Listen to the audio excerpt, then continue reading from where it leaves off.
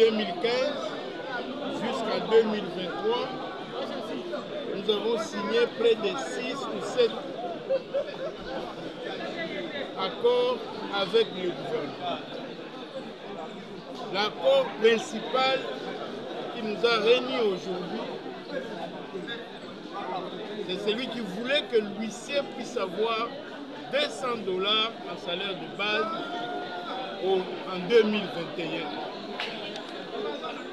Et depuis 2019, nous avons attendu, nous avons compris, nous avons accepté qu'on nous humilie, mais finalement, rien n'a été fait. Aujourd'hui où je vous parle, l'huissier a $85 payables en francs congolais comme ça.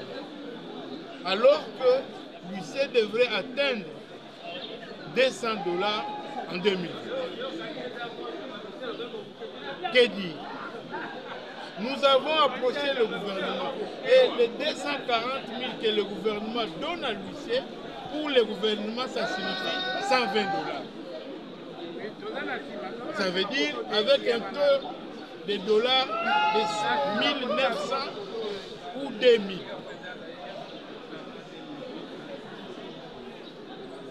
Le gouvernement nous a promis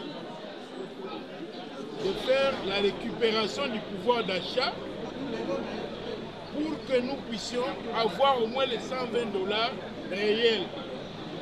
Rien n'est fait. Alors, les délégués syndicaux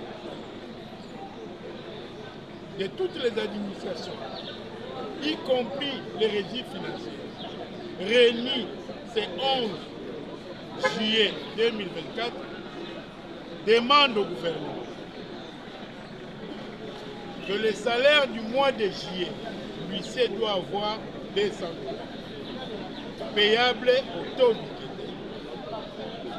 Faute par le gouvernement de payer $200 à l'huissier à la fin du mois de juillet, au salaire du mois de juillet, une assemblée générale sera convoquée aux esplanades du Palais de la Nation où résident, où travaillent les premiers fonctionnaires congolais, pour que les agents et fonctionnaires présents à Kinshasa nous disent la marche à suivre.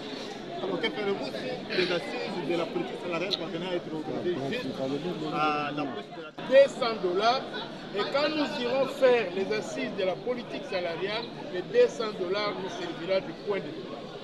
Mais il n'est pas question qu'à la fin du mois de juillet, que l'huissier puisse avoir moins de $200. Nous n'allons pas accepter. Payable et taux. Monsieur le Président, la paye a été déjà clôturée.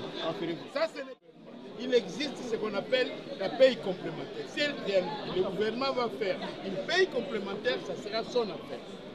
Mais cependant, quand même, le gouvernement à pied levé. Ce n'est pas à pied levé que nous prenons le gouvernement. Le gouvernement a entre ses mains des accords qu'il a signés avec les représentants des fonctionnaires. Vous ne voyez pas la mauvaise foi du gouvernement. La mauvaise foi du gouvernement pour continuer à attendre et jusqu'alors il n'intervient pas. La base a décidé que vous puissiez passer à la vitesse supérieure. Et pourquoi convoquez-vous une autre assemblée générale? La base, c'est celle-là que nous allons convoquer en assemblée générale. Nous qui sommes ici, nous permanents syndicaux et délégués, nous sommes des représentants. Nous ne pouvons pas décider à la place des agents et fonctionnaires. Oui, nous allons les